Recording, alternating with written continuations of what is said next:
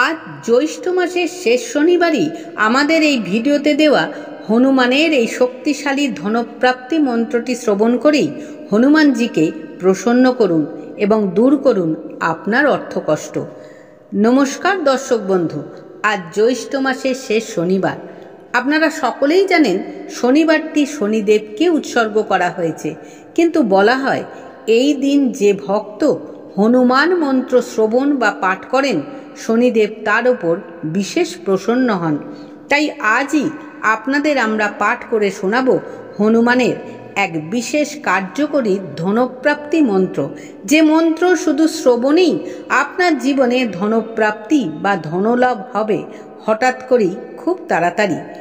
বজরংবলী যেহেতু শনিদেবের অত্যন্ত প্রিয়, তাই জ্যৈষ্ঠ মাসের শেষ শনিবার হনুমানের এই বিশেষ ধনপ্রাপ্তি মন্ত্রটি বদলে দেবে আপনার জীবন এই দুই দেবতার আশীর্বাদে। বন্ধু, এই বজরংবলী বা হনুমানজি হলেন কলিযুগের একমাত্র জাগ্রত দেবতা। তাই এই জাগ্রত দেবতাকেই প্রসন্ন করুন আমাদের এই ভিডিওতে দেওয়া হনুমানজির এই বিশেষ ধনপ্রাপ্তি মন্ত্রটি শুধুমাত্র 51 বার ভক্তি ভরে শ্রবণের মধ্যে দিয়ে, এবং শ্রবণের সাথে সাথে তাকে জানাতে থাকুন আপনার অর্থকষ্টের কথা। দেখবেন অল্প কিছু দিনের মধ্যেই শুধু হনুমানজি নয়, শনিদেবের আশীর্বাদেও আপনি খুব তাড়াতাড়ি আর্থিক সংকট কাটিয়ে উঠছেন। পাশাপাশি যদি কোনো না কোনো কারণে আপনি ঋণগ্রস্ত হয়ে পড়েন এবং সেই ঋণ শোধ করতে আপনার আর্থিক জীবনে চরম দুর্দশার সম্মুখীন হন, তাহলে সেই ঋণ থেকেও মুক্তি মিলবে আপনার হনুমানজির আশীর্বাদে। তবে যদি সময়ের একান্ত অভাব বোধ করেন, তাহলে কানে হেডফোন লাগিয়ে দিনের যে কোনো সময় অথবা রাতেও শ্রবণ করতে পারেন আমাদের এই ভিডিওতে দেওয়া হনুমানজির বিশেষ কার্যকরী এই ধনপ্রাপ্তি মন্ত্রটি। ফল মিলবে হাতে নাতে। তাহলে বন্ধু, আমরা এবার পাঠ করছি হনুমানজির সেই ধনপ্রাপ্তি মন্ত্রটি। আপনারা ভক্তি ভরে শ্রবণ করুন। ওম নমো হনুমতে রুদ্রাবতারায় ভক্তজন মনঃ কল্পো ন কল্পদ্রুমায় দুষ্টমনরথ স্তম্ভনায় প্রভঞ্জন প্রাণপ্রিয়ম মহাবল পরাক্রমায় মহাবিপত্তি নিবারণায় পুত্র পৌত্র ধন ধান্যাদি বিধি সম্পদ প্রদায় রামদূতায় স্বাহা।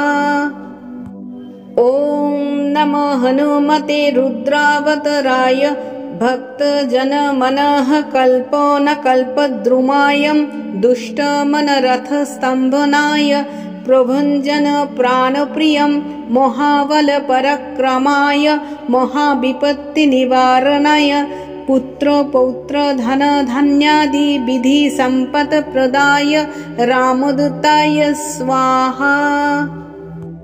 ওম নমো হনুমতে রুদ্রাবতারায় ভক্তজন মনঃ কল্পো ন কল্পদ্রুমায় দুষ্টমনরথ স্তম্ভনায় প্রভঞ্জন প্রাণপ্রিয়ম মহাবল পরাক্রমায় মহাবিপত্তি নিবারণায় পুত্র পৌত্র ধন ধান্যাদি বিধি সম্পদ প্রদায় রামদূতায় স্বাহা। ওম নমো হনুমতে রুদ্রাবতারায় ভক্তজন মনঃ কল্পো ন কল্পদ্রুমায় দুষ্টমনরথ স্তম্ভনায় প্রভঞ্জন প্রাণপ্রিয়ম মহাবল পরাক্রমায় মহাবিপত্তি নিবারণায় পুত্র পৌত্র ধন ধান্যাদি বিধি সম্পদ প্রদায় রামদূতায় স্বাহা। ওম নমো হনুমতে রুদ্রাবতারায় ভক্তজন মনঃ কল্পো ন কল্পদ্রুমায় দুষ্টমনরথ স্তম্ভনায় প্রভঞ্জন প্রাণপ্রিয়ম মহাবল পরাক্রমায় মহাবিপত্তি নিবারণায় পুত্র পৌত্র ধন ধান্যাদি বিধি সম্পদ প্রদায় রামদূতায় স্বাহা।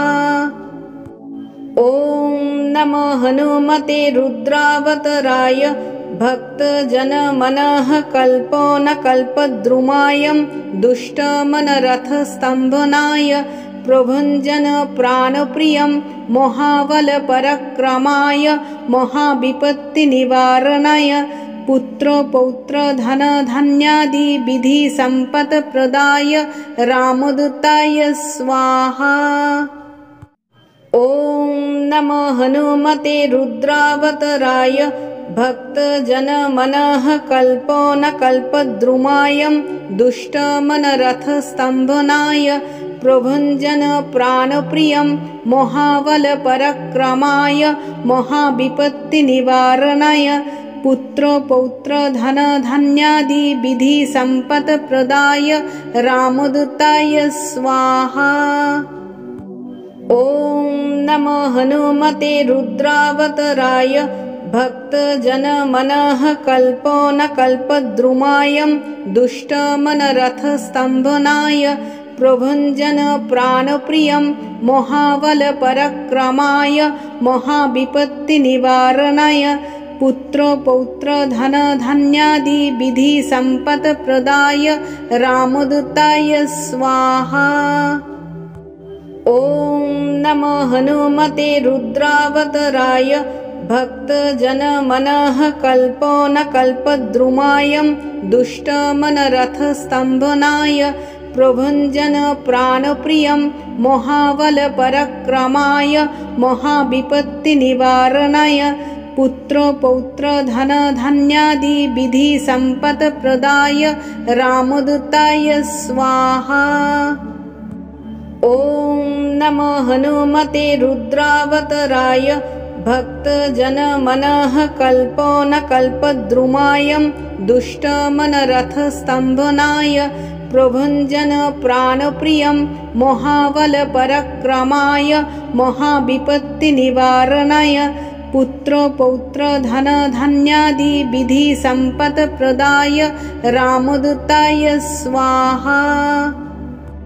ॐ नमो हनुमते रुद्रावताराय भक्तजनमनः कल्पद्रुमाय दुष्टमनरथस्तम्भनाय प्रभञ्जन प्राणप्रियं महाबलपराक्रमाय महाविपत्तिनिवारणाय पुत्र पौत्र धन धान्यादि विधि सम्पत्प्रदाय रामदूताय स्वाहा। ॐ नमो हनुमते रुद्रावताराय भक्तजनमनः कल्पद्रुमाय दुष्टमनरथस्तम्भनाय प्रभञ्जन प्राणप्रियं महाबलपराक्रमाय महाविपत्तिनिवारणाय पुत्र पौत्र धन धान्यादि विधि सम्पत्प्रदाय रामदूताय स्वाहा। ॐ नमो हनुमते रुद्रावताराय भक्तजनमनः कल्पद्रुमाय दुष्टमनरथस्तम्भनाय प्रभञ्जन प्राणप्रियं महाबलपराक्रमाय महाविपत्तिनिवारणाय पुत्र पौत्र धन धान्यादि विधि सम्पत्प्रदाय रामदूताय स्वाहा। ॐ नमो हनुमते रुद्रावताराय भक्तजनमनः कल्पद्रुमाय दुष्टमनरथस्तम्भनाय प्रभञ्जन प्राणप्रियं महाबलपराक्रमाय महाविपत्तिनिवारणाय पुत्र पौत्र धन धान्यादि विधि सम्पत्प्रदाय रामदूताय स्वाहा। ॐ नमो हनुमते रुद्रावताराय भक्तजनमनः कल्पद्रुमाय दुष्टमनरथस्तम्भनाय प्रभञ्जन प्राणप्रियं महाबलपराक्रमाय महाविपत्तिनिवारणाय पुत्र पौत्र धन धान्यादि विधि सम्पत्प्रदाय रामदूताय स्वाहा। ॐ नमो हनुमते रुद्रावताराय भक्तजनमनः कल्पद्रुमाय दुष्टमनरथस्तम्भनाय प्रभञ्जन प्राणप्रियं महाबलपराक्रमाय महाविपत्तिनिवारणाय पुत्र पौत्र धन धान्यादि विधि संपत् प्रदाय रामदूताय स्वाहा। ॐ नमो हनुमते रुद्रावताराय भक्तजनमनः कल्पोनकल्पद्रुमाय दुष्टमनरथस्तम्भनाय प्रभञ्जन प्राणप्रियं महाबलपराक्रमाय महाविपत्तिनिवारणाय पुत्र पौत्र धन धान्यादि विधि संपत् प्रदाय रामदूताय स्वाहा। ॐ नमो हनुमते रुद्रावताराय भक्तजनमनः कल्पोनकल्पद्रुमाय दुष्टमनरथस्तम्भनाय प्रभञ्जन प्राणप्रियं महाबलपराक्रमाय महाविपत्तिनिवारणाय पुत्र पौत्र धन धान्यादि विधि संपत् प्रदाय रामदूताय स्वाहा। ॐ नमो हनुमते रुद्रावताराय भक्तजनमनः कल्पोनकल्पद्रुमाय दुष्टमनरथस्तम्भनाय प्रभञ्जन प्राणप्रियं महाबलपराक्रमाय महाविपत्तिनिवारणाय पुत्र पौत्र धन धान्यादि विधि संपत् प्रदाय रामदूताय स्वाहा।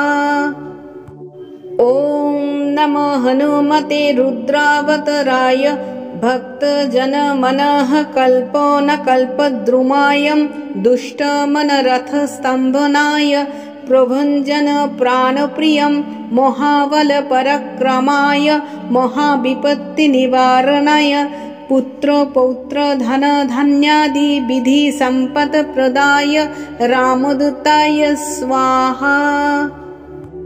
ॐ नमो हनुमते रुद्रावताराय भक्तजनमनः कल्पोनकल्पद्रुमाय दुष्टमनरथस्तम्भनाय प्रभञ्जन प्राणप्रियं महाबलपराक्रमाय महाविपत्तिनिवारणाय पुत्र पौत्र धन धान्यादि विधि संपत् प्रदाय रामदूताय स्वाहा।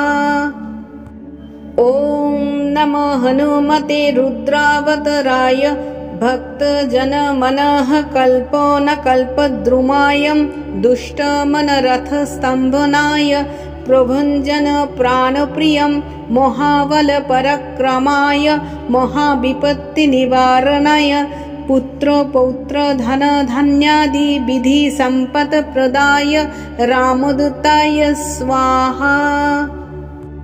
ॐ नमो हनुमते रुद्रावताराय भक्तजनमनः कल्पोनकल्पद्रुमाय दुष्टमनरथस्तम्भनाय प्रभञ्जन प्राणप्रियं महाबलपराक्रमाय महाविपत्तिनिवारणाय पुत्र पौत्र धन धान्यादि विधि संपत् प्रदाय रामदूताय स्वाहा।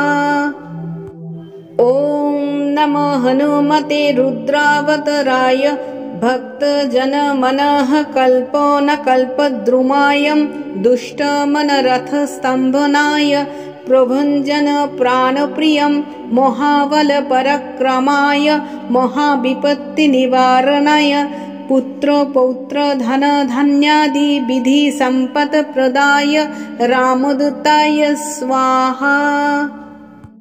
ॐ नमो हनुमते रुद्रावताराय भक्तजनमनः कल्पोनकल्पद्रुमाय दुष्टमनरथस्तम्भनाय प्रभञ्जन प्राणप्रियं महाबलपराक्रमाय महाविपत्तिनिवारणाय पुत्र पौत्र धन धान्यादि विधि संपत् प्रदाय रामदूताय स्वाहा। ॐ नमो हनुमते रुद्रावताराय भक्तजनमनः कल्पोनकल्पद्रुमाय दुष्टमनरथस्तम्भनाय प्रभञ्जन प्राणप्रियं महाबलपराक्रमाय महाविपत्तिनिवारणाय पुत्र पौत्र धन धान्यादि विधि संपत् प्रदाय रामदूताय स्वाहा। नमो हनुमते रुद्रावताराय भक्तजनमनः कल्पो न कल्पद्रुमाय दुष्टमनरथस्तम्भनाय प्रभञ्जन प्राणप्रियं महाबलपराक्रमाय महाविपत्तिनिवारणाय पुत्र पौत्र धन धान्यादि विधि सम्पत्प्रदाय रामदूताय स्वाहा। ॐ नमो हनुमते रुद्रावताराय भक्तजनमनः कल्पो न कल्पद्रुमाय दुष्टमनरथस्तम्भनाय प्रभञ्जन प्राणप्रियं महाबलपराक्रमाय महाविपत्तिनिवारणाय पुत्र पौत्र धन धान्यादि विधि सम्पत्प्रदाय रामदूताय स्वाहा। ॐ नमो हनुमते रुद्रावताराय भक्तजनमनः कल्पो न कल्पद्रुमाय दुष्टमनरथस्तम्भनाय प्रभञ्जन प्राणप्रियं महाबलपराक्रमाय महाविपत्तिनिवारणाय पुत्र पौत्र धन धान्यादि विधि सम्पत्प्रदाय रामदूताय स्वाहा। ॐ नमो हनुमते रुद्रावताराय भक्तजनमनः कल्पो न कल्पद्रुमाय दुष्टमनरथस्तम्भनाय प्रभञ्जन प्राणप्रियं महाबलपराक्रमाय महाविपत्तिनिवारणाय पुत्र पौत्र धन धान्यादि विधि सम्पत्प्रदाय रामदूताय स्वाहा। ॐ नमो हनुमते रुद्रावताराय भक्तजनमनः कल्पो न कल्पद्रुमाय दुष्टमनरथस्तम्भनाय प्रभञ्जन प्राणप्रियं महाबलपराक्रमाय महाविपत्तिनिवारणाय पुत्र पौत्र धन धान्यादि विधि सम्पत्प्रदाय रामदूताय स्वाहा।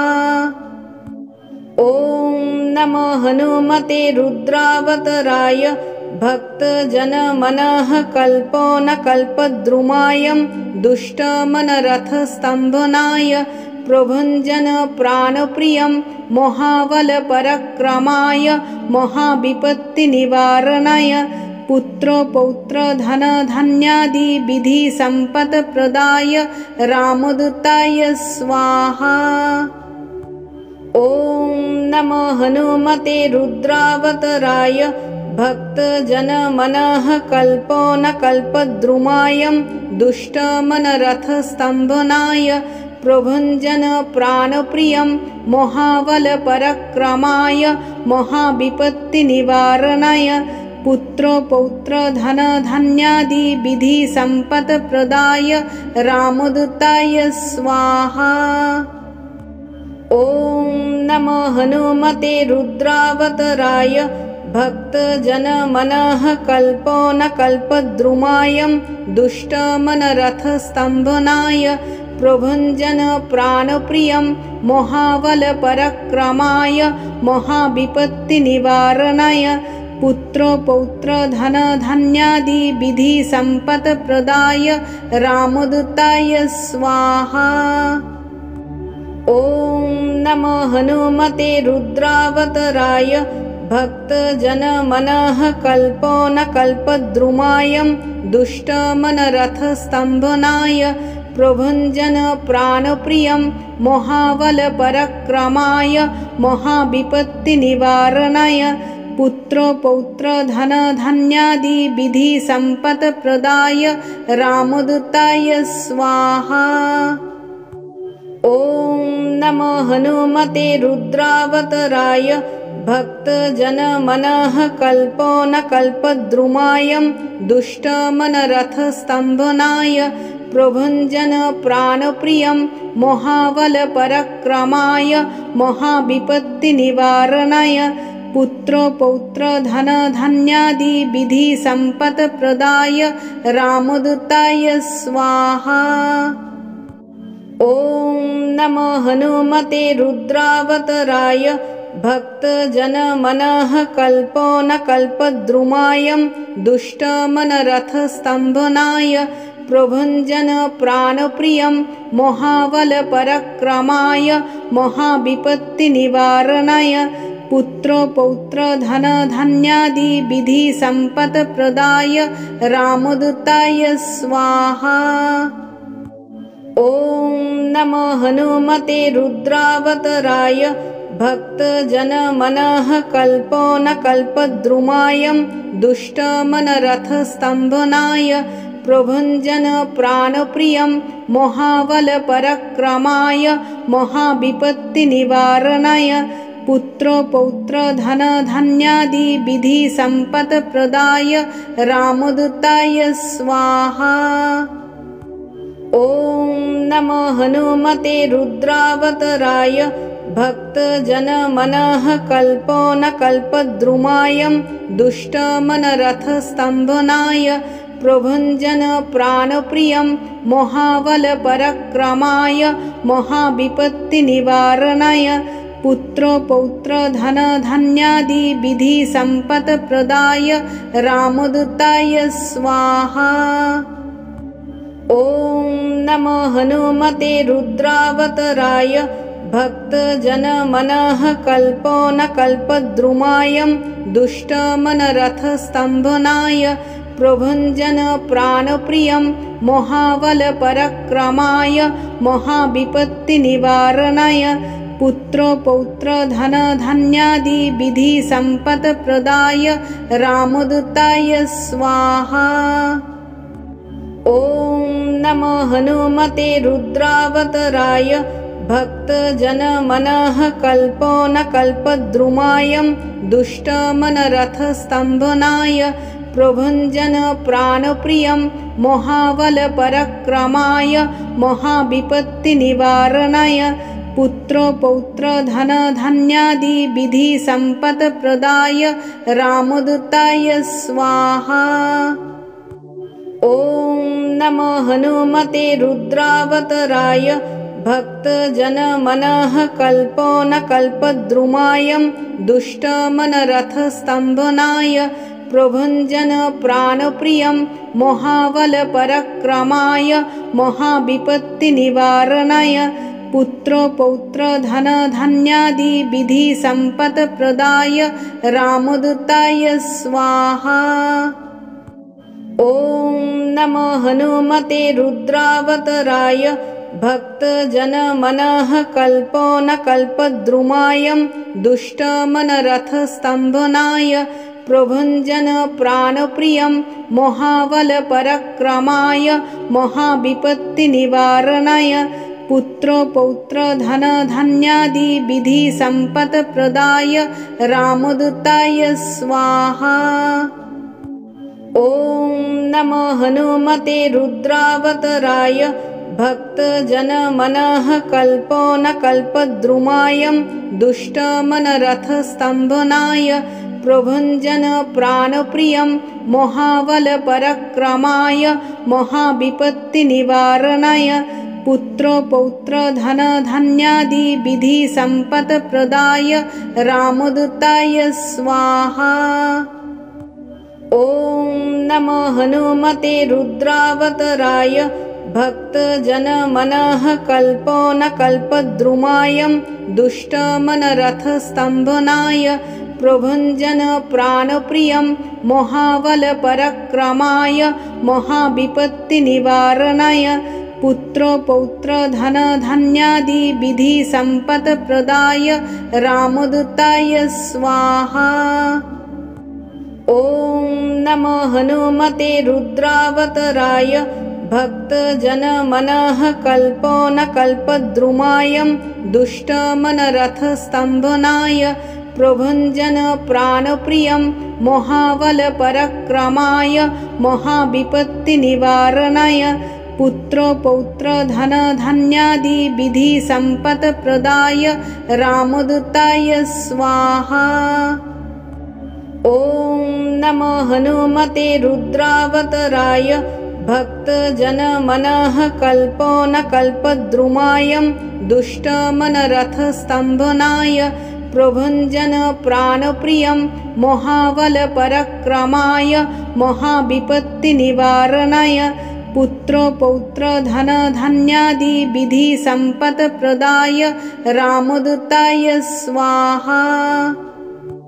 ॐ नमः हनुमते रुद्रावताराय भक्तजनमनः कल्पद्रुमाय दुष्टमनरथस्तम्भनाय प्रभञ्जन प्राणप्रियं महाबलपराक्रमाय महाविपत्तिनिवारणाय पुत्रपौत्रधनधान्यादि विधिसम्पत्प्रदाय रामदूताय स्वाहा। ॐ नमः हनुमते रुद्रावताराय भक्तजनमनः कल्पद्रुमाय दुष्टमनरथस्तम्भनाय प्रभञ्जन प्राणप्रियं महाबलपराक्रमाय महाविपत्तिनिवारणाय पुत्रपौत्रधनधान्यादि विधिसम्पत्प्रदाय रामदूताय स्वाहा। ॐ नमः हनुमते रुद्रावताराय भक्तजनमनः कल्पद्रुमाय दुष्टमनरथस्तम्भनाय प्रभञ्जन प्राणप्रियं महाबलपराक्रमाय महाविपत्तिनिवारणाय पुत्रपौत्रधनधान्यादि विधिसम्पत्प्रदाय रामदूताय स्वाहा। ॐ नमः हनुमते रुद्रावताराय भक्तजनमनः कल्पद्रुमाय दुष्टमनरथस्तम्भनाय प्रभञ्जन प्राणप्रियं महाबलपराक्रमाय महाविपत्तिनिवारणाय पुत्रपौत्रधनधान्यादि विधिसम्पत्प्रदाय रामदूताय स्वाहा।